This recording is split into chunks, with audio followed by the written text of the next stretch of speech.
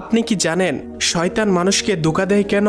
তো আল্লাহ তাআলা যখন শয়তানকে জান্নাত থেকে বের করে দিলেন, তখন শয়তান আল্লাহ তাআলাকে বলল, আপনি এই মানবজাতির জন্য আমাকে জান্নাত থেকে বের করে দিলেন, আপনার ইজ্জতের কসম, আমি আজীবনকাল এই মানবজাতিকে ধোঁকা দিতেই থাকবো। তারা যখন কোনো ভালো কাজ করতে চাইবে, আমি তখন তাদেরকে ধোঁকা দিয়ে খারাপ কাজের দিকে নিয়ে যাব। এইভাবে আমি তাদেরকে আপনার কাছ থেকে দূরে সরিয়ে নিয়ে যাব এবং তাদেরকে জাহান্নামী বানাবো। তখন আল্লাহ তাআলা শয়তানকে কি বলেছিলেন তা জানার আগে আপনি যদি মুসলিম ভাই বা বোন হয়ে থাকেন, তাহলে ভিডিওটিতে একটি লাইক এবং চ্যানেলটি সাবস্ক্রাইব করুন এবং আপনার সুন্দর নামটি কমেন্টে লিখে যান। তখন আল্লাহ তাআলা শয়তানকে বলল, তুই সারা জীবন আমার বান্দাদের ধোঁকা দিবি, তাদেরকে বিভিন্ন প্রকার গুনাহ করাবি, তাদের মুনাফিক বানাবি, তাদের বেনামাজি বানাবি।